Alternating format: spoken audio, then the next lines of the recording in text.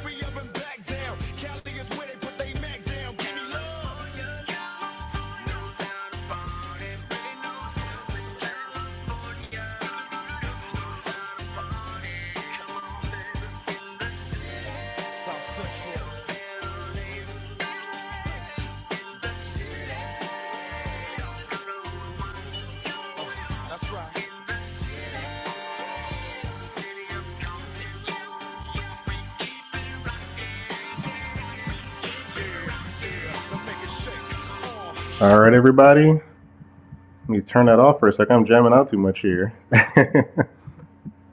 All right, folks. Welcome to another edition of Business with Benefits. It is the guy with the bow tie checking with you live behind the camera. You couldn't see me for a second, but thank you for tuning into Business with Benefits. We have a little Tupac fun there to celebrate going the East Coast, West Coast version of live. I'm here in Georgia, and I have Miss Maresa Friedman over here in California, where I used to live when I was a kid. So Maresa, how are you doing today? I'm doing great, man. That just brought me back to middle school. No joke. I was jamming. I'm glad that you waited a second because I was feeling it. I was like, oh my God, it took me back. I'm like, is Jodeci next? I have questions. Got to have some fun with it. And as considering everything going on, I like to have fun. So these shows are lighthearted and kind of embracing different cultures and backgrounds and information. Yeah. And you and I met through comments and engagement on LinkedIn, and I love what you're doing with fractional marketing. So for people that don't know who you are, I want to first off say thank you to #TeamLive, #TeamReplay before I get into that. We have a couple comments to show for people. I asked who had been to California yet, and we had my friend over here, and I butcher his name, so I'm not going to butcher it, but Mr. Don Jr. has not been yet, but you got to go soon. So you love the selection. So thank you. You got some Tupac love. If you guys like Tupac, throw some reaction on the screen. Throw some hand claps, some heart reactions, all that good stuff. Wayne City's Team Live, so he's representing as well. Oh, he also said memories. Okay, memories from Tupac. Yes, we need Tupac right now, considering everything going on. But Maresa, for people that don't know who you are and what you do, kind of let them know why you know about herding cats and fractional marketing. Sure. My name is Maresa Friedman, and you're not, seeing a wrong screen. I happen to be young and not what you would think of when you hear Friedman. I usually show up places and they expect me to be like 70 years old. So I run a firm called the Executive Cat Herder. And so we work with CEOs and organizations to kind of get their minds right around marketing and making sure that they're setting up realistic expectations for success. So a lot of the times we see that people are just not focused, or they don't know what they're doing, or they have no idea what to expect. So our job is to make sure that you understand what the process of marketing is going to be like. Take all those 3-letter kind of acronyms, right? ROI, PPC, SEO, SEM, and really make them like personal to you. And that can be really, really hard because everyone's saying you should be doing marketing. Everyone knows that they could be doing something. They're not sure what to do. And then they just don't have realistic expectations. And my job is to come in on a part-time basis and get people kind of geared towards what metrics matter to them. And I think that makes marketing a little bit safe, right? The numbers are helpful, right? Numbers help. Numbers help, right? Definitely. Yeah. And I love when you say cat herding. So why did you choose to name your company that after herding cats when it's a business thing? So I was in a couple of large organizations, and everyone might have remembered this at one point in their life, right? Being in a room in a meeting where a ton of people didn't get along, or they just couldn't agree on anything. And I was that person that could get everyone to at least align to the goal and make a decision. So I always had this like opinions heard, decisions made type of philosophy. And that's really hard to do sometimes when you have people that are just, there's everything invested in companies, right? Egos, this is why I'm right. We've always done it this way, like all those key phrases. But I'm the person that's like, cool, if we've always done it this way and we're not doing well, why would we continue to do it this way? Or if we haven't thought about doing anything new, maybe there's a compromise in the middle. And so someone called me a cat herder. And so when I started my job, I was like, that's great. He's one of the marketing guys for Coca-Cola. And he said, you're a really, really great cat herder. He's like, if you can get this room of really stubborn, older white men on board, he's like, I've never seen anything like it. And I mean, you can well imagine, right? Yeah. That's cool to get that title given to you instead of you just making it up. That's always the best titles. Yeah, I mean, and another marketing person I worked with as well, he is a CMO. He titled that. It's actually his recommendation letter has that in there too. So it's kind of, I look at it as a compliment. You could kind of almost say it's an insult maybe to some of the people. But I asked the audience, like, do you think business is hurting cats? I mean, because I know I talked about with this whole working from home thing, getting everybody on a Zoom call is like hurting cats or hurting dogs. Whatever it is, hard to get everybody together on one thing. So that brings me to my first question for you really is you made this term EADD. Executive attention deficit disorder, right? Everyone's had this experience, right? Everyone has gone to a meeting, whatever, I call it like a kickoff meeting, right? Everyone agrees to do this thing. And then suddenly the CEO might forward you an article from LinkedIn or an email piece and be like, oh, I want to do this. And you're like, whoa, didn't we all just say we're going to do this thing? And what I find is it's not surprising, right? We see around 10,000 brand messages a day. So because we see so many messages in any given day, it is hard to keep focused and on an initiative or a project, right? Because you're like, well, you're starting in this direction, but this blog says you shouldn't do this, and this other blog says this, and this guy on YouTube says that. So it makes it really hard to say like, all right, here's what we're going to do consistently. And, for most people, I mean, I'm sure you guys will agree, process and consistency aren't necessarily on the top like sexy business things to work on, right? So when you have to do that and you have to hold people accountable, it's really hard because if you've got a whole team that's just kind of going, there's a difference between being agile and then not finishing things. And I think people are always starting loops, right? Oh, we need to do this, we need to do this. When you have to go back and actually do the work, that's the part people don't like because that means that you have to stick with it, right? It's like going to the gym. Like marketing is 100% like going to the gym. And most people are doing what I call like a juice cleanse.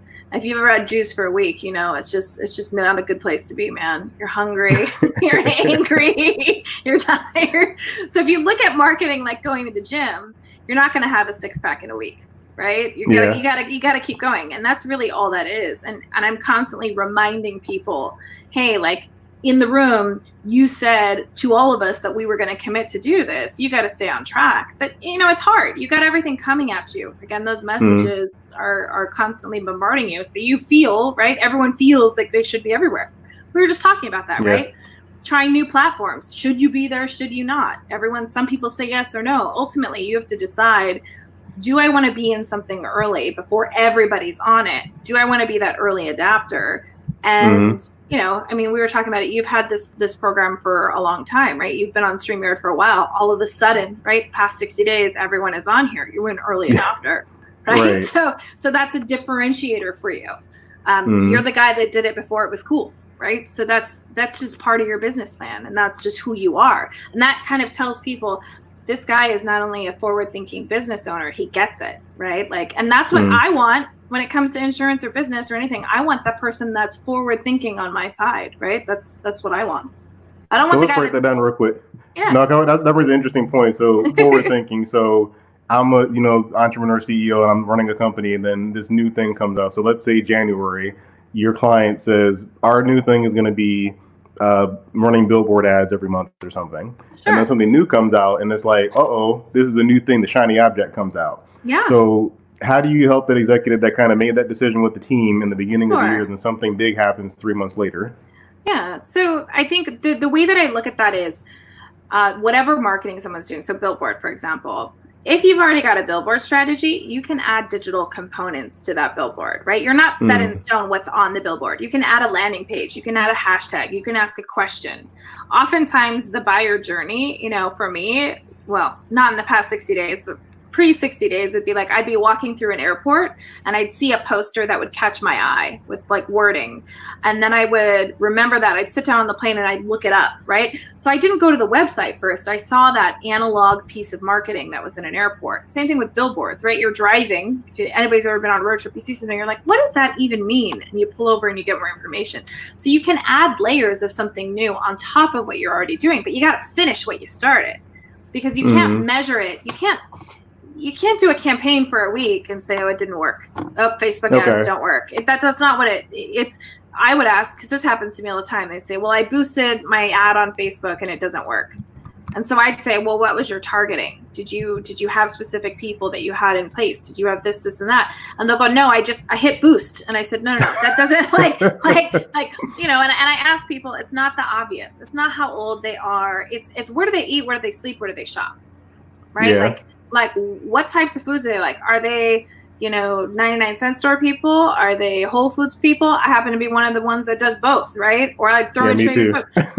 and I'm a conundrum, right? Because I think, but when you start thinking about that behavior is all of our behavior, right? We have a label that we tend to put on people, which is B2B, B2C, D2C, and I kind of say WTF, right? Because ultimately, look, I don't care if you're an executive, if you're an entrepreneur, if you're a small business owner. We have all gone into a store for two specific things and walked out with like a TV or headphones or something else that we hadn't planned on or made an appointment, and then go, how did that happen? Well, that just tells you that's behavior, and that behavior is not business to business or business to consumer. How many of us have it is human to human, and how many of us have had a boss, I remember this, a boss that would ask you to do something, and then by the time you got it to them, they had already done their own research. And you were like, well, I just did all this stuff. So what does that tell you? That even in that B2B space, sometimes the owners of companies or the heads of the companies are also doing the searches. So remove those labels and just look at everybody as what they are, as a human and behavior, right? Like, I like certain types of music. You can do targeting based on music. You can do targeting based on age. You can do targeting based on whether they use an Android or an iPhone. And when I say that to people, they go, really? And I'm like, yeah, Android people are more analytical. So to sell to those people, for the most part, you're going to have to break down the ROI of something. iPhone. Yeah, I like that you said that, because in my office, I'm one of the few Androiders in my office, and they're like, iPhones are so easy. Like, well, y'all are just lazy. You just want the phone to do everything for you. I want to go to break it and do stuff. I have both, right? I have both, because I will speak to people in the language, and I have to know both, right? But by default, I always had an Android. It wasn't until I kind of went from business intelligence and analytics directly into marketing that I was like, all right, I got to speak the language. That's it. Right. So I got both. So you got me, right? But it just depends. Again, like, we're really good at labeling people and putting them into groups based on attributes that actually don't make sense. Like, here's what I want to know. I want to know the person, sometimes I go after people that, maybe they buy a Tesla or a fuel efficient car, right? Mm-hmm. Why do I do that? They care about sustainability. I work with a bunch of sustainable brands. So that makes sense. For you, I mean, to me, insurance of any type, I feel like is such a mystery for so many people out there. They have no idea why they should have it. they get coverage and they cancel coverage. Then they just get it when they need it for a project. They're not consistent. They don't understand how to even use or leverage or maximize that, or really understand what they're paying for. And I remember the first time someone sat down with me and explained it, and I was like, well, I need that. Yeah, I need that. Right. But you know, there's a lot of assumptions, right? We make that we assume people know what we do. We assume that they know that. I mean, they know they have to have it, but they don't really understand. You know, the joke is with insurance, oh, I need to have it, but I can't use it because my premium will go up. Well, there's some times that you need to use it, right? Or leverage that. So, you know, education. Thank you for breaking that down. Important. I mean, it's important. Well, that's why I'm on here all the time. People don't know what I do. I mean, 14% of people understand health insurance effectively. So that's what I'm up against, and nobody knows what they're talking about. But Mr. Don had a comment on here. He said, working with multiple platforms, how do you determine? So I think he's talking about how do you determine what to focus on? Because that was kind of my point. You get the foundation, it sounds like. But then talk about that. Work with multiple industries. How do you determine what you're supposed to work on? Perfect example. So there's a tool out there called SimilarWeb. I don't know if you guys have heard of this tool. So what you can do is think of your top 3 like competitors or people that play in the space. Okay. And I'm talking about like go after the really, really big companies because they're spending a lot of money. And what you do is when you go onto that tool and you put in their website, it's going to tell them if you start scrolling down where they are getting their traffic. If you do a search right now, the largest source of traffic for like Home Depot, okay, in the United States is Pinterest. I was like, what? Really? Pinterest. And so what you would normally think, right, about that audience is the audience is all male. It's this, and that. And then you see Pinterest and you go, wait a minute, what? Do I need to be on Pinterest? Chances are you might need to be on Pinterest. You know why? People are doing tons of home improvement projects right now. That makes sense. Yeah, true. So, you know, when you go onto a tool like that, SimilarWeb will at least tell you, hey, this brand gets X% of amount of traffic from this particular platform. And then you can look at those platforms and say, hey, I'm on these platforms already, or I hadn't even considered that. And I would lean into the one that you've never considered because chances are, if you haven't considered it, probably other competitors that are at your size or level haven't considered it either, and you have some opportunity to gain market share. That helps you validate the channels that you're on. But definitely, I would tell you LinkedIn and YouTube are top 2 right now. I mean, you have to be there. And you have to be there in an authentic way, though. That's one of the things I respect about how you do LinkedIn. You're not, you know, jamming my inbox with like, do you want to buy insurance? That's not what you do, right? Like, I can't tell you how many of those messages I get in a day, right? Like, I've noticed, you know, your X, Y, and Z. And I'm like, I have like a pasted message that I paste. And it's like, if you try to sell me something without understanding who I am or what I do, that will be a problem. That's literally like, but also it helps people go like, oh, like everyone thinks they're slick. It's like, no, give me something of value. And that's hard to do. You know, how long have you been in your industry? How long have you been doing this? Me? I've been 7 years in the industry. Yeah. So most people, right, that are new to an industry, they don't like, you've got some historical knowledge that you can share with people. But you know, the problem is it's all here. So you got to work to get it out of your head and out to people and not be afraid to share that information. Because look, people are going to appropriate your content. People appropriate my content. The only thing they can't do is back it up. So they can copy a sentence I say, right? But they can't actually quantify how they got there. Like they'll say, oh, you should be here. But they're not going to be able to break down, hey, based on the data, based on this, because that's my own process, right? So understanding that people can sense when someone's authentic and when you're giving them something of value, I think is really important. And the platforms too. I mean, quick plug, we're on YouTube and LinkedIn at the same time. So you pick the right 2 platforms. That's all I ever on. Right. But when to catch with the audience, I had a couple of good things to say about what you're asking, actually. Marcello, a good friend of mine, I just tuned in. Did we talk about herding cats yet? So Marcello, we talked a little bit about herding cats. We'll circle back, though. But a follow-up question, what's your target audience, employee count, revenue? So I guess he's basically asking, is that important, a big question that they should be asking in the marketing plan? You know, I think that is important. I would be very careful. A lot of times, I mean, here's the joke. I work with a group, an association of attorneys across the country, right? They do divorces. Everyone wants the high net worth divorce, right? I mean, that's a given. That's the unicorn, right? That's the layup. What you need to think about is when you're doing these searches for revenue count, I really give everybody an association-based strategy. Any job that you can think of out there that someone is doing, there is an association for that job. Perfect example. I was working with the National Electricians Contractors Association. Okay.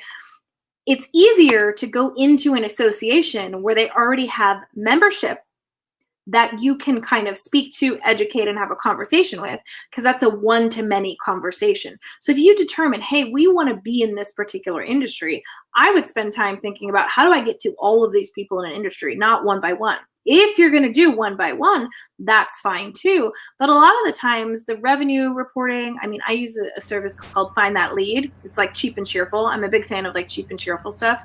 Find That Lead is pretty inexpensive. You can do searches by revenue or an employee count. But I would actually say, like, think about like the top 5 questions that target audience has for you and answer those questions. Like, what are those top 5 things that people ask you? And you know, right? People ask you the same 5 questions over and over again. So write it down and put it on your website. If you don't have a website, put it on your LinkedIn. You know, you can put it on your profile. You can put it as a featured snippet. You can write an article there. You can record a YouTube video. You've got a cell phone, so chances are you can record a video. It's all about giving that information. When you start answering people's questions, they're going to be committed to learning more about what you're doing, because most people aren't doing that. Most people are saying, book a consultation, schedule time. Well, that's fine. But what if I just need an answer in the moment? If you give me the answer I need in the moment, I'm going to always remember that, and I'm going to come back to you. That's just I love the way you broke that down, though, because in my industry, people always say, well, I don't know what to do on LinkedIn or YouTube because I can't talk about product. I can't talk about a specific policy. And if anybody watches any of my old stuff or my personal videos, I never said, buy this policy from this carrier. I've never once said that. It's always about, this is the general concept of how life insurance works. This is the general concept of how disability works. And just answering that. And that makes people kind of lean in and say, okay, maybe I should talk about that more. Which Marcella had a, no, I wasn't going to comment. Go ahead. No. I think I saw someone asking about, you know, trying to identify clients for somebody. So there's 2 ways that you can find clients for people, or 3 ways. Okay. So there's a thing called Google Market Finder. That's a free tool. That's on there. There's a comment that came up now. I was delayed on my end. Let's read it out loud for people that can't watch. I'm trying to identify prospect clients for her. What's her target audience? Who does she sell to? Small businesses or mid-market? So Google Market Finder is really where you can search at the category and start to re-engineer kind of which particular niche in a market might be attractive to you. And it'll give you a ton of information on that market. The other one is Facebook. I think he's trying to help you, actually. I think he wants to give you a lead. He's trying to figure out, who do you work with? So who do you work with? Small business entrepreneurs? So the deal is I work with 5 clients at a time. So I tend to do a lot of stuff in a group that I run that's on Facebook, just like giveaway stuff. So I typically work with 5 clients at a time. The reason that I do that is because I am only one person. I do have a team behind me, but also I feel like you can't do 100 things really well. So what we do is typically there's an application process. I have a waiting list, and then I'll do workshops on an ongoing basis. So I just did a free workshop on marketing and PR. I have another workshop coming in on leading with a landing page. So I do a ton of like ad hoc workshops just to kind of help people out along the way. And I have a free group that's on Facebook that I kind of teach lessons in there. I bring people in to teach. The reason being that, you know, I work best in a strategy session format. I go by the Verne Harnish method of strategic thinking and execution planning. So I think the biggest mistake everyone makes, right, when I sit down with someone is they want to think and execute in the same time, and it doesn't work like that. And the reason is because if I'm thinking and ideating, right, to switch my brain into, okay, when are we going to do this? How are we going to do this? It's different. So I typically will do strategy sessions with people. We do them about a week apart. And what ends up happening is someone's ideas, we'll talk through them, and then I'll go to a tool to validate how they work against the market. And then we'll come back to them and say, cool, this is what we found based on the data that's out there. Which ones do you want to do? And I'll give them an action plan. I'll tell them who they need to have on their team. If they're working with an existing marketing company, I can come in and audit the existing company's work, which people don't like. That's the mean mommy part of my job.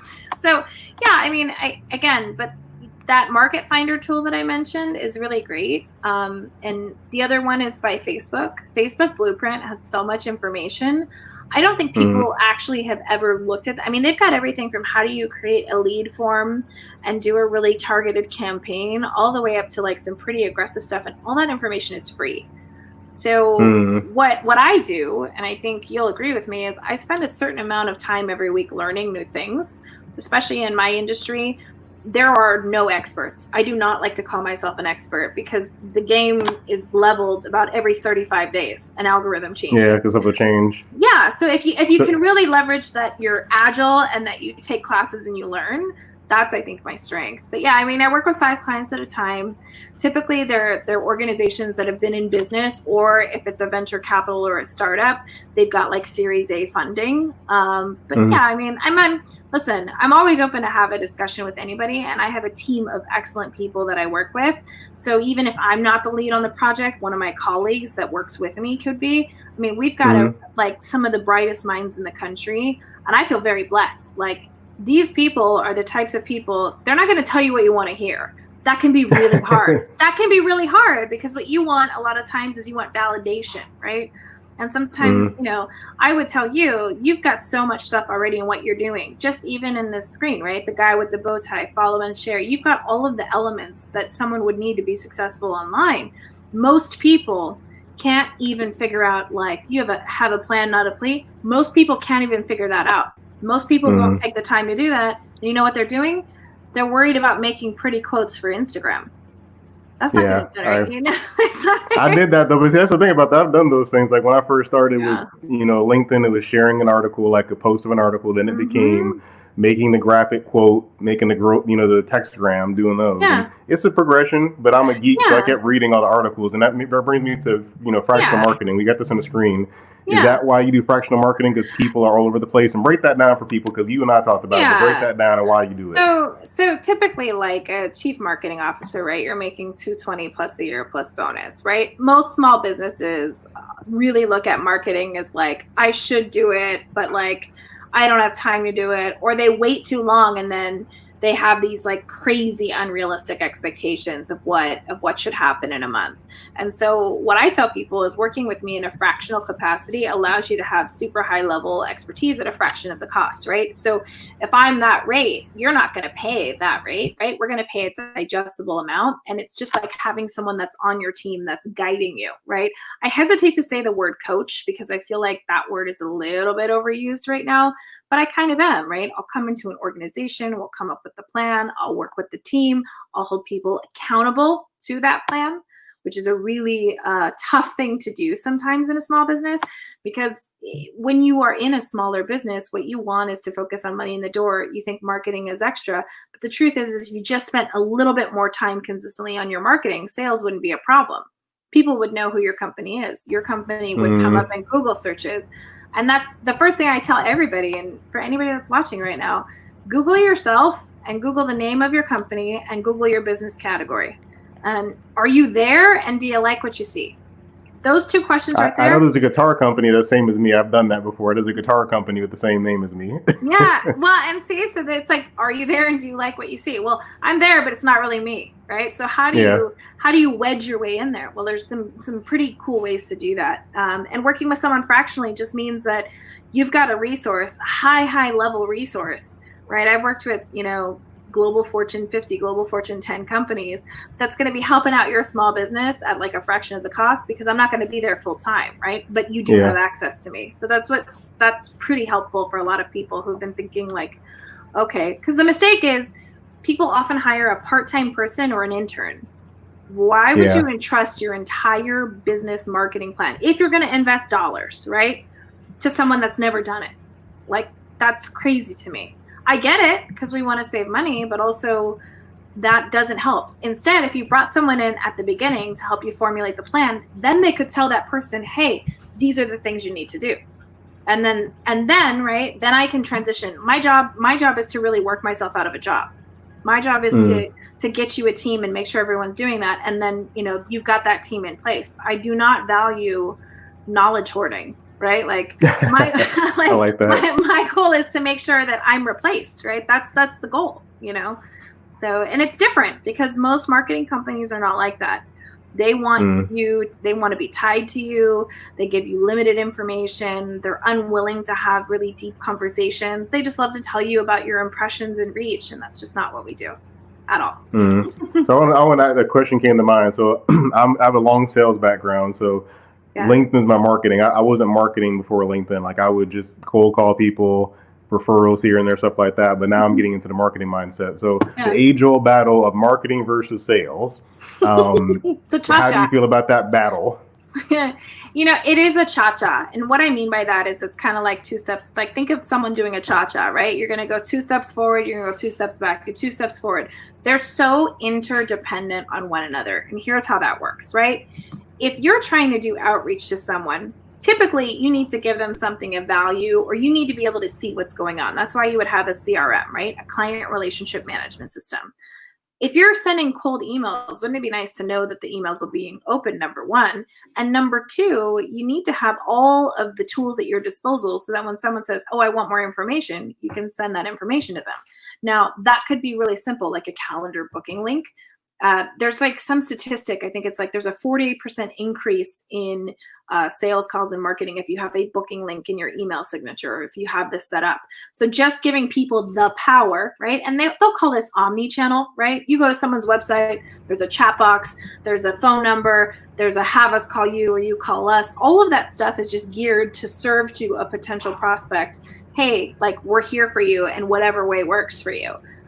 That is very blended on the line of sales and marketing, because it all has to be branded, it has to be clean, has to be streamlined.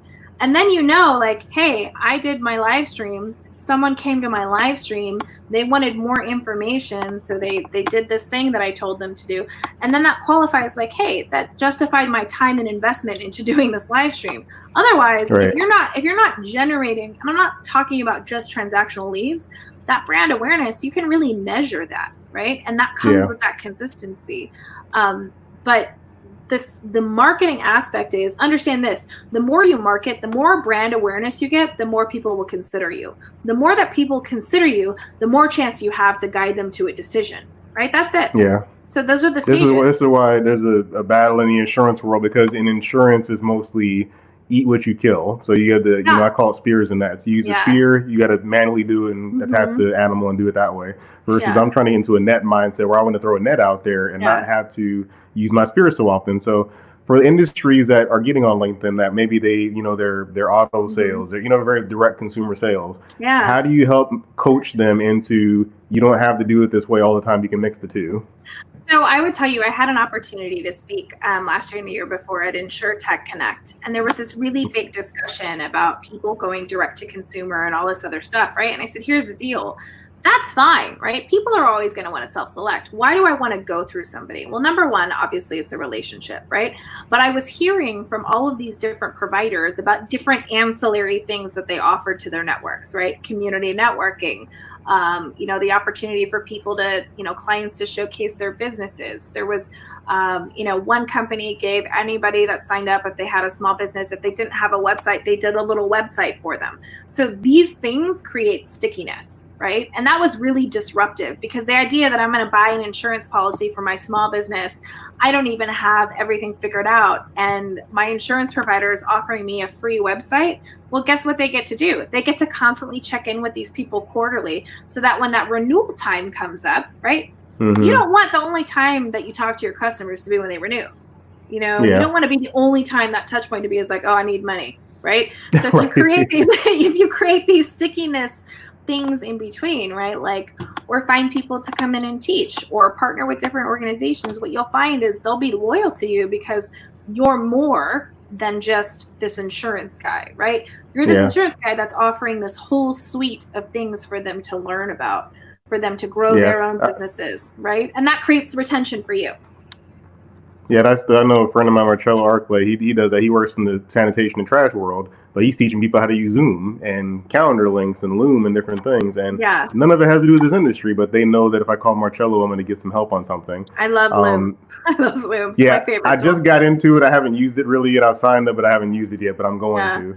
I use it to present proposals. So if I'm doing a proposal for something, I'll record myself going over the proposal with someone, because maybe we can't schedule time to talk. So I'll like walk through the proposal with someone. It works really well. It works really well. Awesome. And Wayne Cole had a quick comment saying, I like that, nurture and water the relationship. Absolutely. That's a good way to say it. Yeah, it's planting seeds, right? Well, some people just plant the seeds and never water them, or they try to make it a full-grown tree in a week instead of letting it develop. So I love that you said you mentioned you copy and paste messages to people that try to spam your inbox. So for people that are on LinkedIn and trying to figure out this marketing aspect, I think that's the battle, is they think that I'm connected with this person so I can sell them right now. I'm connected, let me just pitch them right now. But talk about your social strategy to kind of help businesses understand what they should be doing with their social media versus just trying to sell people. Yeah, I definitely think it's a 3-to-1 ratio. So what I mean is 3 posts of value to an audience or of content versus every one ask, right? So if you're constantly just being like, call, schedule, book, I'm going to roll my eyes, right? I'm just going to stop hearing you at a certain point. But if you're posting an article that matters to me as a business owner, right? Anything, like business owner related, I'm like, okay, let me look at that. Let me see that. Or, a trend or something that matters to me, I tend to engage with that content more. And what you'll find is if that content really answers questions, remember we talked earlier about answer the 5 questions that matter in your industry. What you'll start to notice is people will like your stuff. Why does that matter? Well, if they like it, that means their network likes it. That'll see it. Now, if someone in their network likes it, then it goes out, right? So suddenly your content is getting out, to past a tertiary level. It's like in a 4th, 5th, 6th, 7th, 8th connection. This happens to me all the time where I'll share one specific thought or idea or a recording. Like I have a 6-minute LinkedIn strategy that I do. It's 6 minutes, start to finish. That got out to so many people and people were like, can you teach us this? I'm like, it's in a video. It's 6 minutes. Like, no, really? I did it already. I mean, if you would like to pay me to come in and teach this 6-minute strategy and make it 90 minutes, I'm sure I could figure it out. Or you can watch the video. It's only 6 minutes. But that to me is great because that is now people coming and asking me. And I think we're in an interesting place now because you have big companies hiring. I don't know if you've seen this trend of intrapreneurs. They want entrepreneurial and people in large organizations because they're like, these people know how to solve problems. So if you can't tell and articulate people, what is the problem you solve, right? Like when people say, Maresa, well, ultimately, like, what do you really do? Listen, I help cut through the noise when it comes to marketing and strategy. That's it.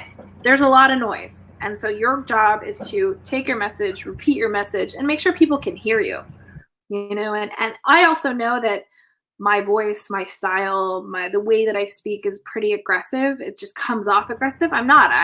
I'm a very caring person. I'm passionate, but I'm okay knowing that will alienate a certain group of people, which is fine. Working with me is like drinking espresso. So there is no milk and there is no sugar, right? But people kind of know that.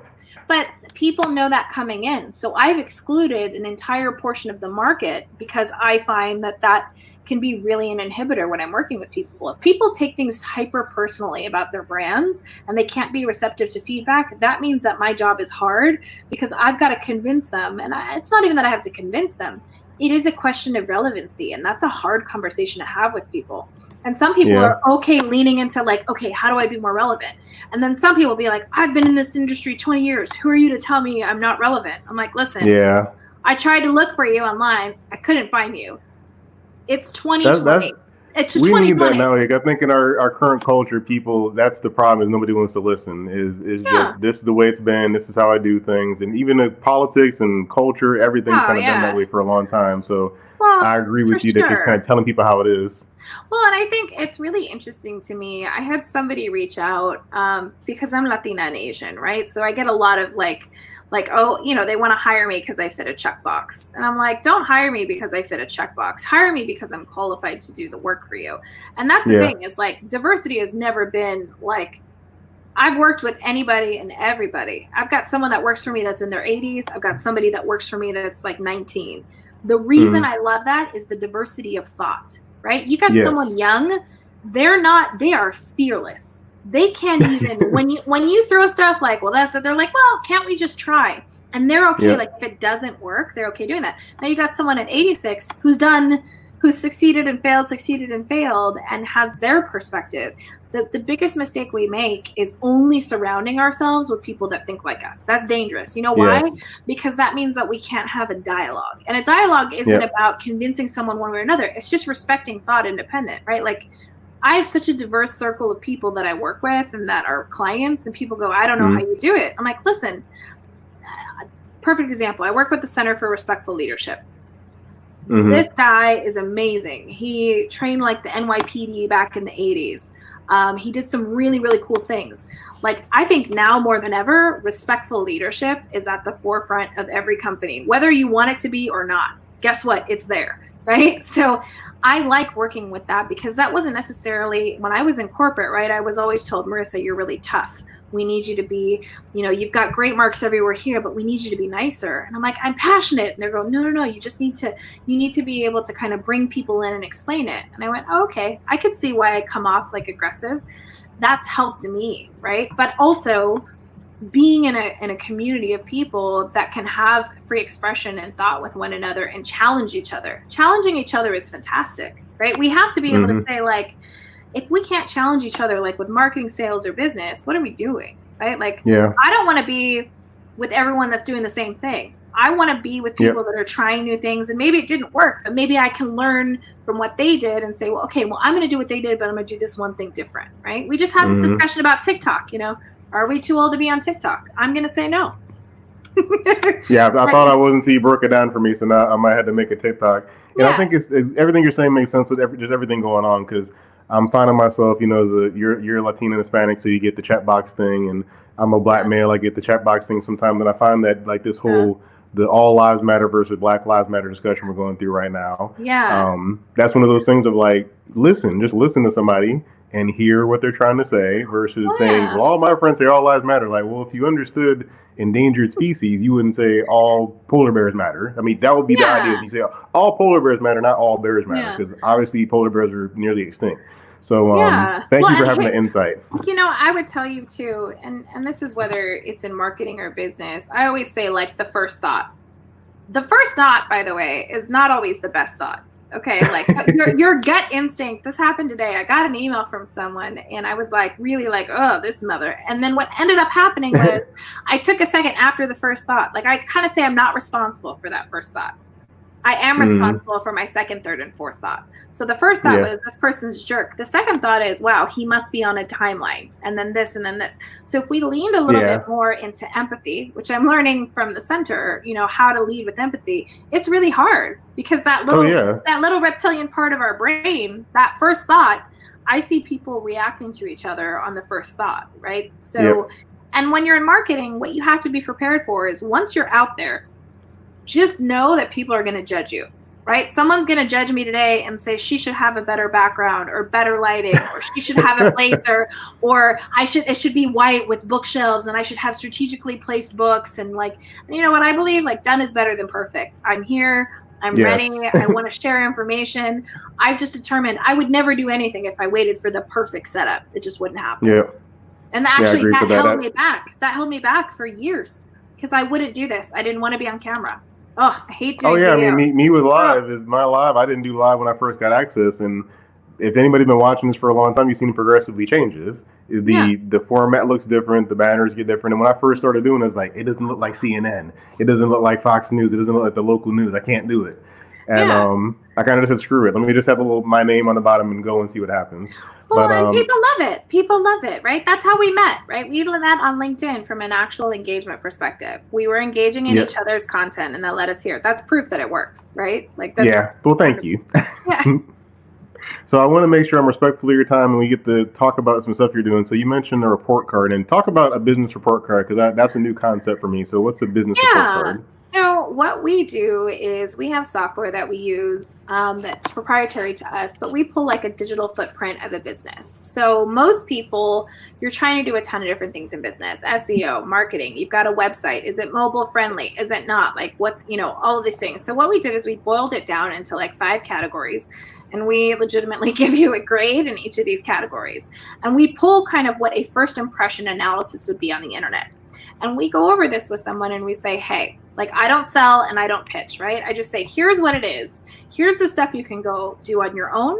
Here's the stuff that might take more time. But this is kind of, if a stranger was going out in the world trying to find your business, this is what it would look like. So that business report card is really kind of a compass for someone to say, yeah, I need to be found. People can't find me. Or, hey, I didn't know that someone that went to jail has my exact same name. This happens all the time. they don't even know that there's someone out there with the same name that has a record. So there's an SEO strategy they might want to do, because if someone Googles their name, a bad thing comes up. So we do this report card. It's super simple. We don't need a ton of information. And then we give you a plan. And then we schedule a follow-up call and we say, hey, did you do the stuff that we talked about in the plan? And that's really it. So that process you can get if you text Conquer to 44222. It'll spit you out, you know, a request form. We'll get you the report card in 24 hours.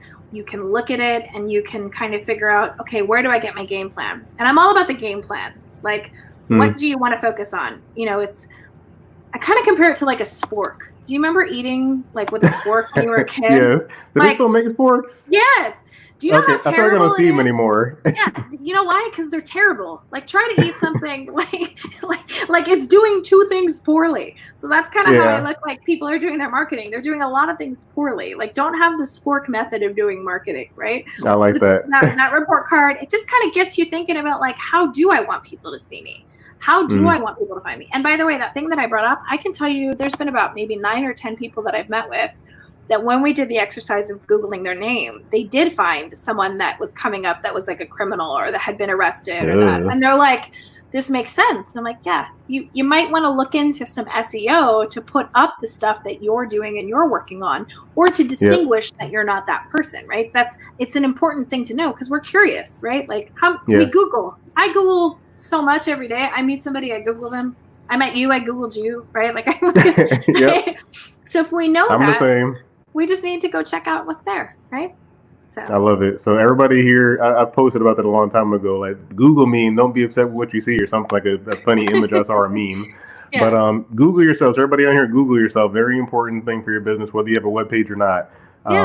Google yourself to see it pops up. I know my wife, when she Googled herself, saw that we had we went to a memorial for my godfather-in-law. He was a golf player, from the fourth African American to play golf in the PGA.